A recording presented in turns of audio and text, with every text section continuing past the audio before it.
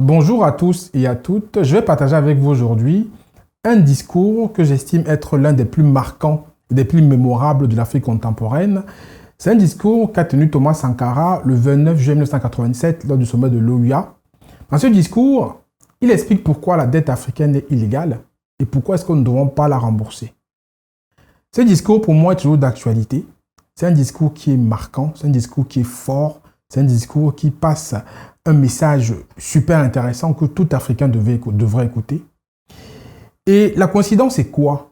C'est qu'il a tenu ce discours le 29 juillet et il est mort, assassiné le 15 octobre 1987, soit moins de 4 mois qu'il ait tenu ce discours. Donc, je vous pose la question. Est-ce que ce discours est celui qui a signé son arrêt de mort? Est-ce que c'est en prononçant ce discours qu'il a scellé son sort macabre que tout le monde connaît? La question est posée. Elle est posée la question. Et je vous invite à regarder la vidéo jusqu'au bout parce que la vidéo est très intéressante et tout le monde doit l'écouter. Et de me laisser ce que vous en pensez à la fin, à la question que j'ai posée. Est-ce que ce discours-là, c'est celui qui a signé l'arrêt de mort de Thomas Sankara? La question se pose. Je vous laisse avec le grand Thomas Sankara et je vous dis à très bientôt. Ciao, ciao. Au sujet de l'arrêt de l'OUA, suivant le président Sankara. Et c'est pourquoi je voudrais proposer, Monsieur le Président, que nous établissions un barème de sanctions pour les chefs d'État qui ne répondent pas présents à l'appel, faisant en sorte que, par un ensemble de points de bonne conduite, ceux qui viennent régulièrement, comme nous, par exemple, puissent être soutenus dans certains de leurs efforts. Exemple, les projets que nous soumettons à la BAD, la Banque africaine de développement, doivent être affectés d'un coefficient d'africanité. Les moins africains seraient pénalisés. Et comme cela, tout le monde viendra aux réunions ici. Le président du CNR et du FASO aborde maintenant le problème de la dette des pays africains. Nous estimons que la dette s'analyse d'abord de par ses origines. Les origines de la dette remontent aux origines du colonialisme. Ceux qui nous ont prêté de l'argent, ce sont ceux-là qui nous ont colonisés. Ce sont les mêmes qui géraient nos États et nos économies. Ce sont les colonisateurs qui endettaient l'Afrique auprès des bailleurs de fonds, leurs frères et cousins. Nous étions étrangers à cette dette.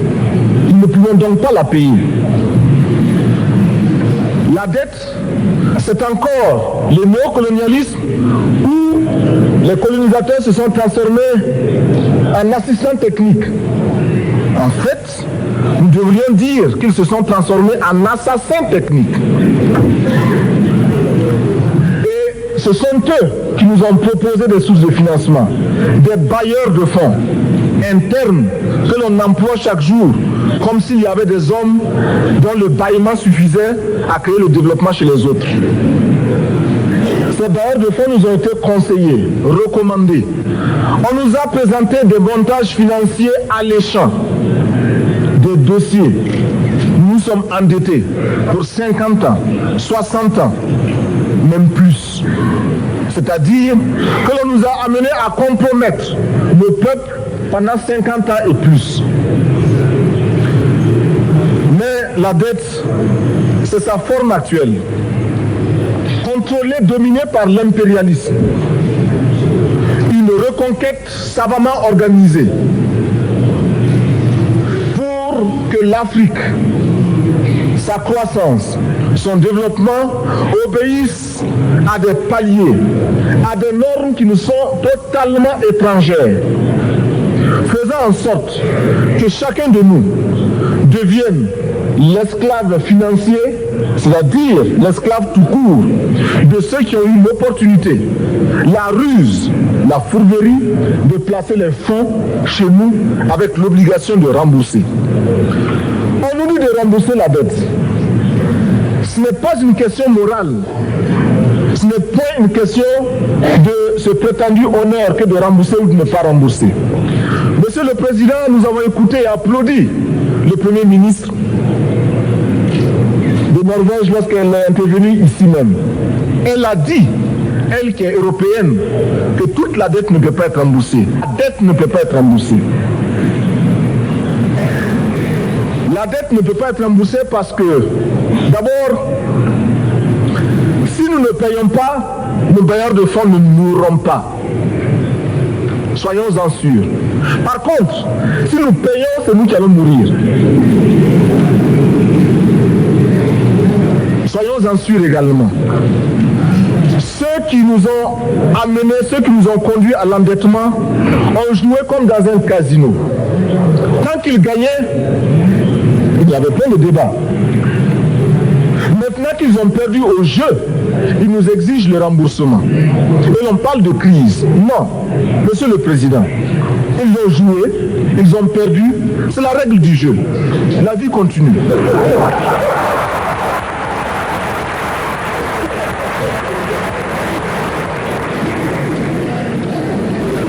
Nous ne pouvons pas rembourser la dette parce que nous n'avons pas de quoi payer. Nous ne pouvons pas rembourser la dette parce que nous ne sommes pas responsables de la dette. Nous ne pouvons pas payer la dette parce qu'au contraire, les autres nous doivent ce que les plus grandes richesses ne pourront jamais payer, c'est-à-dire la dette de sang. C'est notre fin qui a été versée. On parle du plan Marshall qui a refait l'Europe économique.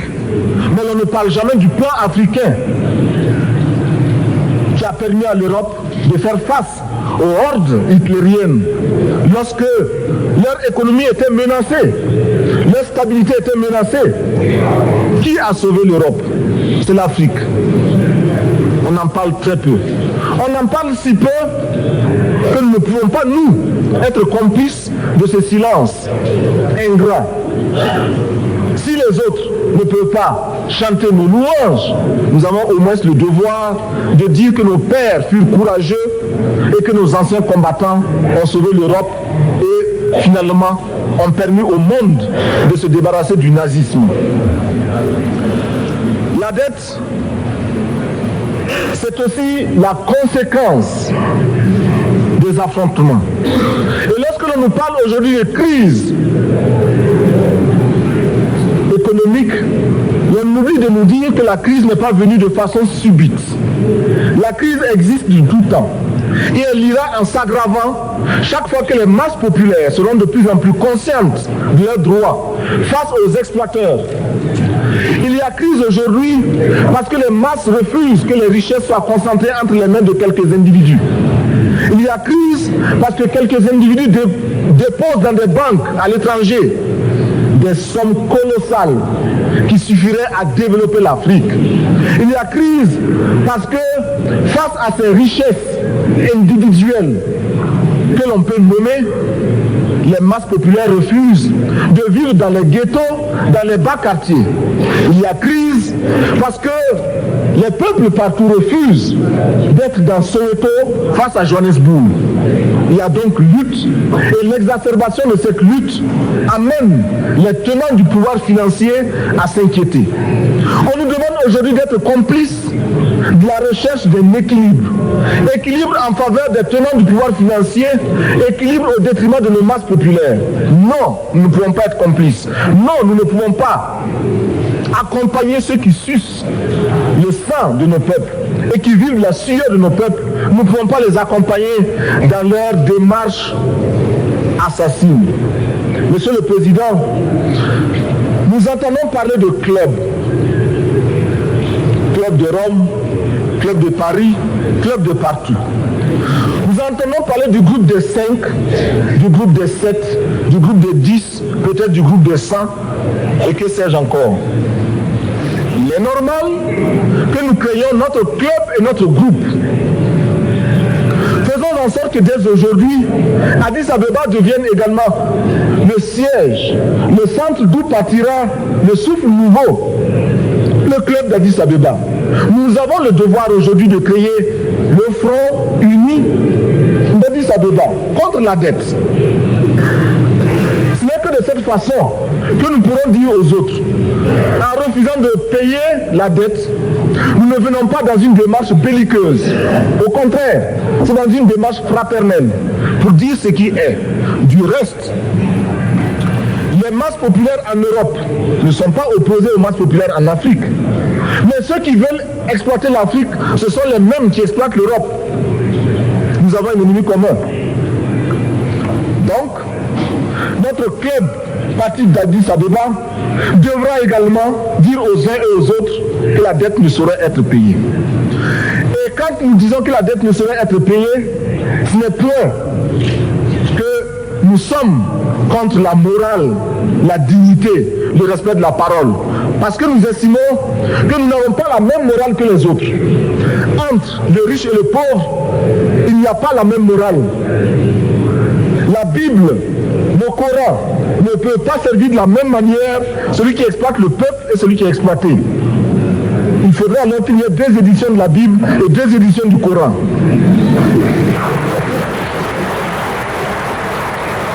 Nous ne pouvons pas accepter qu'on nous parle de dignité. Nous ne pouvons pas accepter que l'on nous parle de mérite de ceux qui payent et de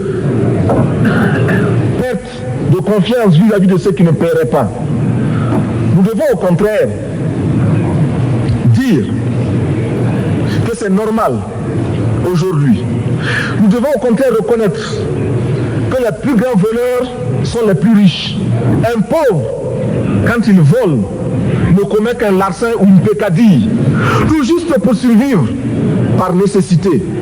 Les riches, ce sont eux qui volent le fisc, les douanes et qui exploitent le peuple.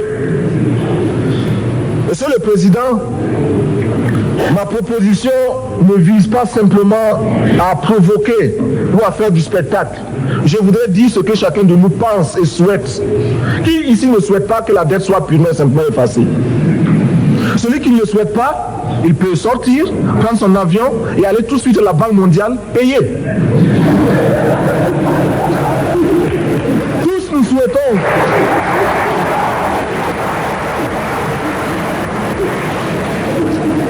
proposition n'est pas non plus, je ne voudrais pas que l'on prenne la proposition du Burkina Faso comme celle qui viendrait de la part de jeunes sans maturité, sans expérience. Je ne voudrais pas non plus que l'on pense qu'il n'y a que les révolutionnaires à parler de cette façon. Je voudrais que l'on admette que c'est simplement l'objectivité et l'obligation. Et je peux citer dans les exemples de ceux qui ont dit de ne pas payer la dette, des révolutionnaires comme des non-révolutionnaires, des jeunes comme des vieux. Je citerai par exemple, Fidel Castro a déjà dit de ne pas payer. Il n'a pas mon âge,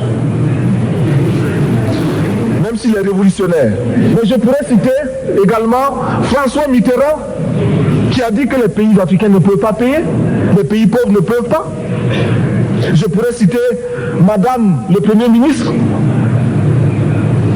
Je ne connais pas son âge et je m'en voudrais de le lui demander. Mais c'est un exemple. Je voudrais citer également le président Félix Houphouët-Boigny. Il n'a pas mon âge. Cependant, il a déclaré officiellement, publiquement, qu'au moins pour ce qui concerne son pays, la Côte d'Ivoire ne peut pas payer. Or, la Côte d'Ivoire est classée parmi les pays les plus aisés d'Afrique, au moins d'Afrique francophone. C'est pourquoi d'ailleurs il est normal qu'elle paye plus en contribution ici. Mais, Monsieur le Président, ce n'est donc pas de la provocation. Je voudrais que très sagement, vous nous offriez des solutions. Je voudrais que notre conférence adopte la nécessité de dire clairement que nous ne pouvons pas payer la dette. Même pas dans un esprit belliqueux, belliciste. Ceci pour éviter que nous n'allions individuellement nous faire assassiner. Si le Burkina Faso tout seul refuse de payer la dette, je ne serai pas là à la prochaine conférence. Par contre, avec le soutien de tous, dont j'ai besoin,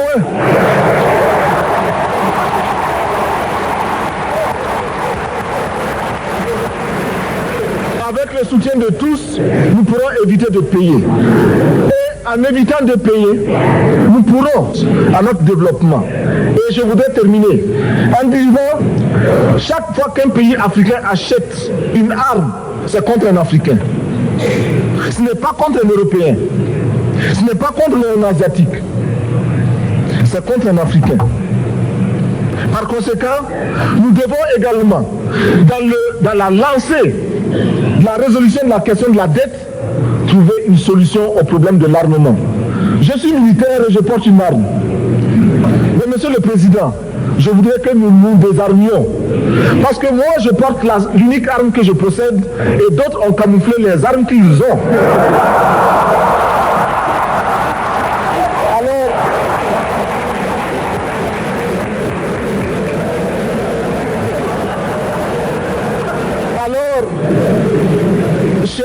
Chers frères, avec le soutien de tous,